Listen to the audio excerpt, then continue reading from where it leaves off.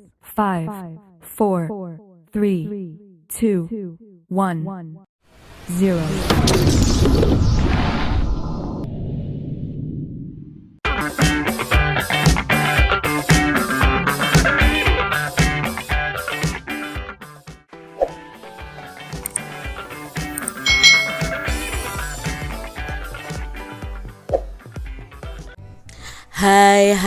Hai, selamat datang di channel YouTube Kak Citra. Apa kabar adik-adik semuanya? Apakah kalian siap belajar bersama Kak Citra hari ini? Hari ini kita akan belajar bersama-sama untuk mata pelajaran tematik kelas 6 nih. Kita belajar di tema 9, menjelajah angkasa luar, subtema 2, benda angkasa luar dan rahasianya, pembelajaran yang keempat. Mari adik-adik kita belajar dengan penuh semangat ya. Adik-adik perhatikan gambar berikut ini. Tahukah kamu gambar apakah itu? Nah, ini adalah gambar stasiun bumi yang menerima informasi yang dikirim oleh satelit. Nah, stasiun bumi ini terletak di Jatiluhur, Jawa Barat adik-adik. Melalui stasiun ini, data dan informasi yang dikirimkan satelit akan diterima dan diteruskan. Nah, ini ya lebih jelasnya, ini adalah stasiun bumi Jatiluhur. Adik-adik, perkembangan ilmu pengetahuan dan teknologi telah memungkinkan manusia itu menjelajah hingga angkasa luar. Nah, hal tersebut dilakukan untuk memenuhi kebutuhan manusia di bumi yang semakin beragam karena pengaruh dari modernisasi. Bersama dengan teman sebangkumu, coba kalian diskusikan nih manfaat ilmu pengetahuan dan teknologi luar angkasa terhadap kehidupan kalian sehari-hari. Kalian bisa presentasikan atau kalian bisa laporkan kepada guru-guru kalian kesimpulan yang kalian diskusikan bersama-sama. Nah, adik-adik, di sini manfaat dari ilmu pengetahuan dan teknologi terhadap kehidupan sehari-hari itu adanya teknologi satelit, lalu adanya GPS ya, lalu alat-alat listrik nirkabel, lalu ada pakaian medis. Itu salah satu manfaat ilmu pengetahuan dan teknologi dari luar angkasa terhadap kehidupan sehari-hari. Adik-adik, manfaat teknologi luar angkasa dalam kehidupan kita sehari-hari antara lain: 1. Teknologi satelit. Ini memungkinkan adanya komunikasi pada masa modern ini, seperti siaran langsung pada televisi, telepon jarak jauh, live pada YouTube, dan lain sebagainya. Lalu ada GPS nih adik-adik ya, di HP kita kan ada GPS tuh. Itu namanya adalah sistem pemosisi global ya, atau posisi global seperti itu. Adalah sistem yang menentukan letak di permukaan bumi dengan bantuan sinyal dari satelit. Berikutnya adalah ada alat-alat listrik nirkabel. Nah, berkat teknologi luar angkasa, alat-alat listrik nirkabel ini, nirkabel itu tanpa kabel ya adik-adik ya, telah memasuki kehidupan kita sehari-hari. Misi luar angkasa Apollo itu menggunakan bor portable untuk mengekstraksi tanah dari permukaan bulan loh adik-adik. Jadi manusia sudah sampai di bulan dan sudah mengetahui tanah-tanah yang ada di bulan nih, permukaan bulannya tuh seperti apa. Berikutnya ada pakaian medis yang gravitasinya 0. Nah, dengan adanya kostum ini, dokter membantu anak-anak dengan cerebral palsy untuk berjalan dan meningkatkan mobilitas. Jadi kostum ini juga digunakan untuk merehab anak-anak atau orang-orang yang menderita stroke adik-adik. Lalu ada kawat gigi tidak berkawat. Nah, maksudnya gimana nih? Kawat gigi tidak berwarna ini bahannya itu dibuat dari alumina polikristalin yang diciptakan oleh NASA adik-adik. Nah, bahan ini transparan terhadap radiasi inframerah. Nah, itu alat-alat yang pengaruhnya dari teknologi dari luar angkasa yang kita pelajari bersama. Nah, adik-adik, setiap pengaruh selalu memberikan dua dampak. Pasti ada dampak baik dan ada dampak yang tidak baik. Nah, dengan mengetahui keduanya, diharapkan kita itu dapat menentukan sikap terhadap setiap pengaruh yang ada. Demikian juga dengan pengaruh modernisasi terhadap perubahan budaya yang terjadi di dalam masyarakat, adik-adik. Jika kamu amati di sekitarmu, tahukah kamu apa saja dampak negatif dari modernisasi terhadap perubahan budaya masyarakat kita? Nah, yuk kita cari tahu bersama-sama. Bacalah bacaan berikut sebelum melakukan kegiatan berikutnya. Nah, ini ada dampak modernisasi terhadap budaya masyarakat, adik-adik. Modernisasi itu memiliki dampak negatif dan positif terhadap budaya masyarakat. Salah satu dampak negatif dari pengaruh modernisasi ini antara lain munculnya keraguan terhadap norma dan nilai masyarakat yang telah ada. Nah, hal ini dapat menyebabkan pertentangan antara anggota masyarakat tersebut. Modernisasi itu juga dapat menyebabkan terjadinya kesenjangan budaya. Misalnya, perkembangan teknologi komunikasi melalui penggunaan internet. Nah, apabila masyarakat tidak memanfaatkannya dengan benar, itu dapat menimbulkan potensi masalah loh adik-adik. Komunikasi yang bebas melalui internet misalnya, itu juga bisa menimbulkan masalah atau dampak negatif juga. Jika kebebasan mengakses informasi dan komunikasi ini tidak diimbangi sikap bijak penggunanya, maka teknologi ini justru akan merugikan adik-adik. Masyarakat harus mampu menyaring informasi dengan menggunakan nilai dan norma yang telah dianutnya. Dengan demikian, masuknya paham-paham yang dapat memecah persatuan bangsa dapat diatasi sejak dini. Nah, masuknya budaya luar seperti budaya individualisme, konsumerisme, ya individualisme itu mementingkan diri sendiri. Konsumerisme itu bersikap konsumen, adik-adik, suka membeli ya. Hedonisme itu juga dapat mengancam jati diri bangsa. Individualisme adalah paham yang selalu mementingkan kepentingan diri sendiri. Sedangkan konsumerisme adalah cara pikir atau cara hidup konsumtif yang menggunakan sesuatu tanpa mempertimbangkan kebutuhannya. Dan hedonisme ini adalah paham yang mementingkan kesenangan dan gaya hidup yang hura-hura. Itu tadi adik-adik ya dampak negatif dari modernisasi. Nah, coba adik-adik lakukan kegiatan berikut ini dengan memperhatikan instruksi yang diberikan ya. Nah, kalian diminta untuk membuat poster nih adik-adik ya. Kalian membuat poster. Nah, posternya itu memuat bagaimana modernisasi ini mempengaruhi gaya hidup dan cara berpikir masyarakat. Lalu di poster ini menjelaskan contoh sikap contoh setiap pengaruh modernisasi yang disebutkan dalam artikel. Nah, tuliskan dan beri gambar nih dengan jelas dan mudah dibaca supaya orang itu tertarik melihat postermu. Nah, ini contohnya ya adik-adik ya. Dampak negatif modernisasi terhadap budaya masyarakat. Ini Kak Citra ambil sumbernya dari mikirbae.com ya. Tadi kan ada dampak pertentangan, konsumerisme, individualisme, dan hedonisme. Kalian bisa kembangkan sendiri nih poster kalian. Adik-adik bersama dengan temanmu sekelompok lakukan kegiatan berikut ini. Nah, kalian menggunakan bacaan tadi di atas, kalian harus melengkapi tabel berikut ini. Nah, ini adalah tabel dampak negatif modernisasi terhadap budaya bangsa dan cari tahu cara-cara mengatasinya. Contohnya nih, dampak negatif modernisasi terhadap budaya masyarakat Indonesia, yaitu ada westernisasi atau gaya hidup kebarat-baratan ya. Lalu bagaimana usahanya? Ya, mengenalkan budaya luhur bangsa sejak dini. Lalu berikutnya ada masuknya budaya asing yang kurang sesuai. Maka usaha yang dapat dilakukan adalah menyaring budaya asing yang sesuai. Masyarakat bergaya hedonisme tadi. Usaha yang bisa dilakukan apa? Ya, berperilaku hidup sederhana sesuai budaya bangsa. Lalu ada dampak negatifnya, lebih memilih produk impor atau produk luar negeri daripada produk lokal.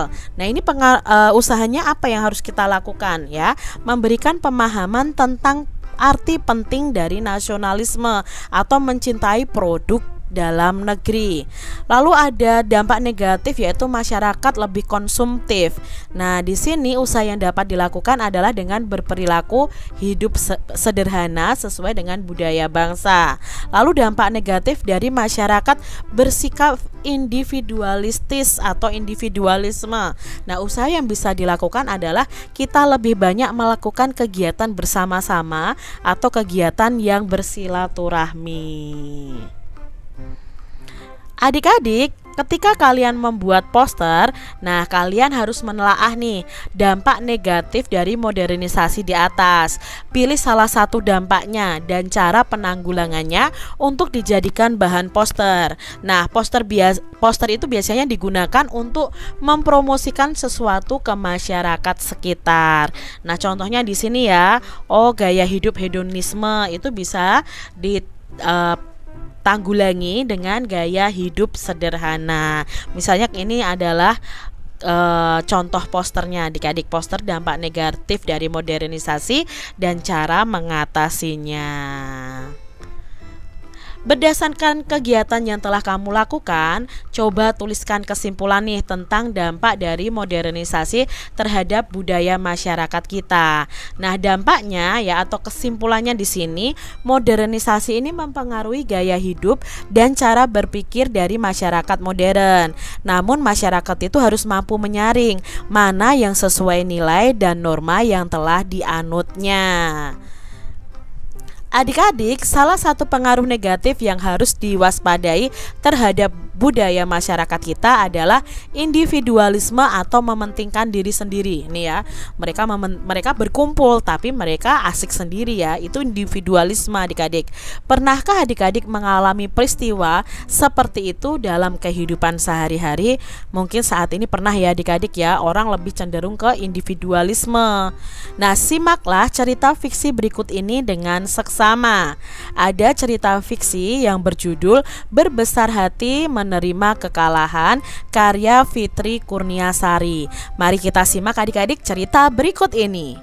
Edo dan Bagus adalah sahabat karib. Mereka itu satu kelas di sebuah sekolah dasar di Solo, Jawa Tengah. Namun sejak seminggu ini sikap Edo mendadak berubah terhadap Bagus. Sekarang Edo selalu berangkat sekolah sendiri. Bahkan jika Bagus mendekatinya untuk bicara, tiba-tiba Edo akan segera beranjak pergi. "Kenapa sekarang Edo tidak mau bicara dan bermain denganku ya?" tanya Bagus kepada Damar, teman sebangkunya ketika jam istirahat sekolah. "Iya, aku juga melihat kalian seperti sedang bermusuhan. Apa karena kamu yang terpilih menjadi ketua kelas pada pemilihan minggu lalu? Edo kan juga kandidat ketua kelas," tebak Damar. "Tapi kan kita melakukannya secara sportif. Itu pilihan teman-teman satu kelas. Bu guru Anneke sendiri yang mengawasinya," kata Bagus. Damar mengangguk membenarkan. Ketika bel pulang sekolah, Edo buru-buru keluar kelas. Ia sengaja menghindar untuk pulang bersama Bagus. Karena tergesa-gesa, kaki Edo tersandung kaki meja adik-adik. Kepalanya terbentur ujung meja. "Aduh!" Edo mengerang kesakitan. Bagus, Damar, dan Bimo yang melihatnya segera menolong Edo. Bagus memapah Edo menuju kursi. Bagus segera mengambil peralatan P3K di lemari kelas. Luka di dahi Edo segera ia obati. "Aku akan mengantarmu pulang, Edo," kata Bagus. "Terima kasih Bagus, aku bisa pulang sendiri kok," tolak Edo. Kenapa belakangan ini kamu selalu menghindariku, Edo? Apa salahku? Bukankah kita berteman sejak lama?" tanya Bagus. Edo menunduk, ia lalu menghela napas. "Sebenarnya aku tidak bisa menerima kekalahanku waktu pemilihan ketua kelas. Aku iri kepadamu, Bagus. Sebagian besar teman-teman lebih memilihmu daripada aku. Padahal sedari dulu aku yang ingin menjadi ketua kelas," jelas Edo. Aku tidak ingin bermaksud menggesermu yang biasa menjadi ketua kelas, Edo. Aku ikut menjadi kandidat ketua kelas karena pilihan teman-teman, termasuk kamu kan, Do, kata Bagus. Edo ingat, waktu itu memang ia yang mengusulkan nama Bagus untuk ikut menjadi kandidat. Saat itu Edo sangat yakin ia yang akan terpilih menjadi ketua kelas, bukan Bagus. Saat itu Edo sangat yakin ya adik-adik ya, karena dia sudah berkali-kali dipilih menjadi ketua kelas. Bukankah saat itu kita melakukan pemilihan secara terbuka dan jujur, dong? Ingat kata Bu Aneke, kita itu harus sportif. Yang tidak terpilih harus berbesar hati, mau memberikan kesempatan kepada yang lainnya. Damar menimpali. Bu Aneke juga bilang, dengan bersikap sportif sebetulnya kita sudah menjadi pemenang. Menang karena mampu menunjukkan kebesaran jiwa untuk menerima kekalahan, tambah Bimo. Edo mengangguk, kemudian menyalami Bagus. Maafkan aku, Bagus. Sekarang aku sadar bahwa sikapku menjauhimu adalah salah besar. Kamu sahabat terbaikku, Bagus, kata Edo. Edo dan Bagus pun bersalaman erat. Damar dan Bimo tersenyum melihatnya. Itu tadi adik-adik ya, kisah Bagus, Edo, Damar, dan Bimo. Adik-adik, apa nih pendapat kalian tentang cerita tersebut? Apakah kamu dapat memahami isi ceritanya? Nah, kamu dapat memahami isi ceritanya itu melalui gambar yang kamu buat sendiri sesuai imajinasi kalian berdasarkan bacaan tersebut. Berdasarkan cerita fiksi di atas, kita akan melakukan kegiatan berikut ini secara mandiri adik-adik. Ya, bagilah cerita di atas menjadi 3 bagian, yaitu awal cerita, tengah cerita, dan akhir cerita. Nah, contohnya seperti ini adik-adik. Awal ceritanya, Edo dan Bagus adalah sahabat karib. Namun, seminggu ini sikap Edo mendadak berubah terhadap Bagus. Lalu cerita di tengahnya apa?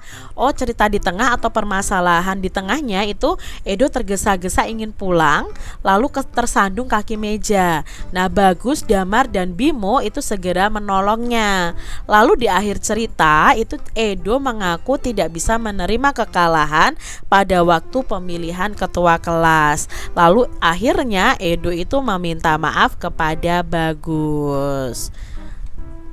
Nah, adik-adik, bacalah kembali nih cerita tersebut ya. Lalu kalian bayangkan ya, dalam cerita ini lalu kalian buat sebuah gambar berseri yang menjelaskan cerita tersebut. Contohnya ini adik-adik ya, Kak Citra ambil dari mikirbae.com ya. Sikap Edo berubah terhadap Bagus. Lalu Edo jatuh tersandung meja. Bagus menolong Edo. Edo lalu meminta maaf. Kini mereka bersahabat kembali. Ini contoh dari gambar berseri sesuai cerita tadi. Kalian bisa buat sesuai dengan imajinasi kalian adik-adik. Nah, usaha untuk mempertahankan dan meningkatkan persatuan dan kesatuan bangsa itu merupakan tanggung jawab setiap warga negara. Salah satu sikap yang perlu dikembangkan adalah sikap tenggang rasa dan solidaritas yang merupakan salah satu asas dari wawasan Nusantara adik-adik. Nah, sikap mementingkan diri sendiri merupakan salah satu sikap yang bisa mengancam usaha persatuan dan kesatuan bangsa.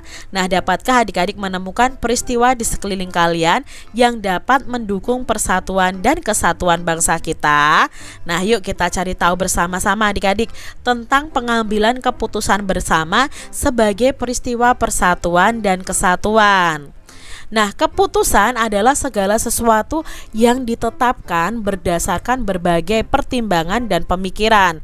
Termasuk di dalamnya itu pertimbangan dan pemikiran untuk mencapai tujuan dari keputusan.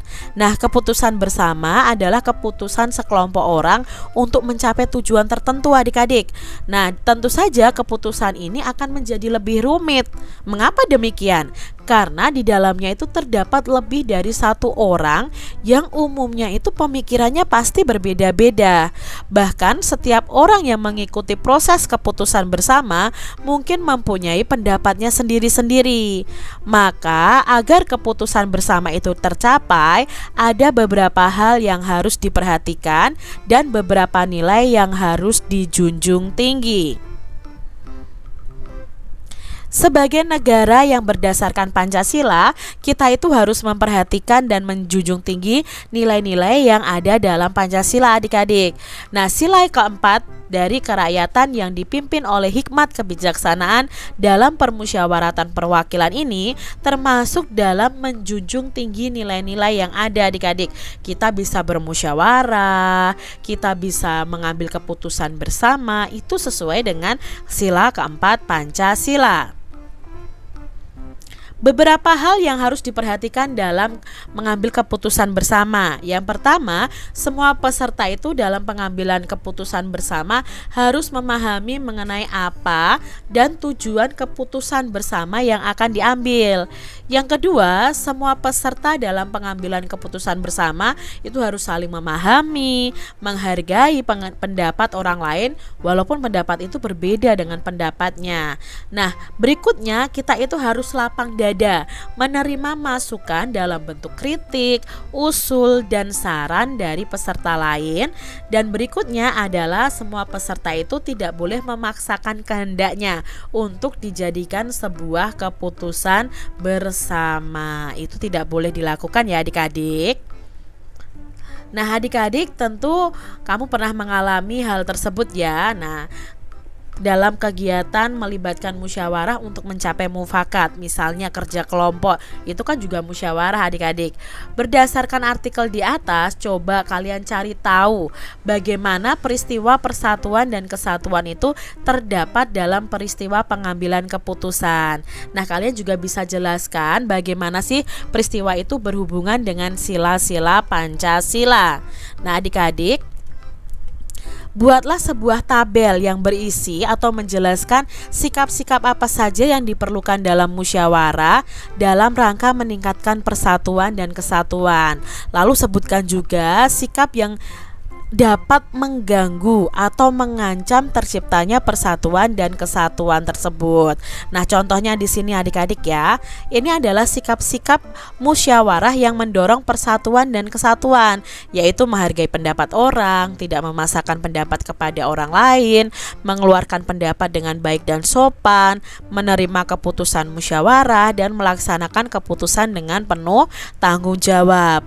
Lalu sikap dalam musyawarah yang tidak mendorong persatuan adalah menyela pembicaraan orang ya, memaksakan pendapat ketika musyawarah, tidak menghormati pendapat orang lain, menolak hasil keputusan musyawarah ya, melakukan walk out atau keluar karena tidak setuju dengan pendapat peserta yang lain.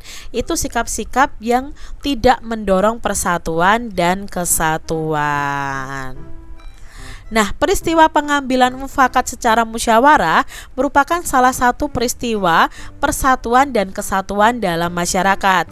Peristiwa tersebut dapat mempersatukan masyarakat untuk mencapai tujuan bersama. Nah, lakukan kegiatan berikut bersama dengan teman kelas kalian, adik-adik. Tentukan dulu satu tema musyawarah ya, misalnya untuk mengerjakan suatu proyek bersama.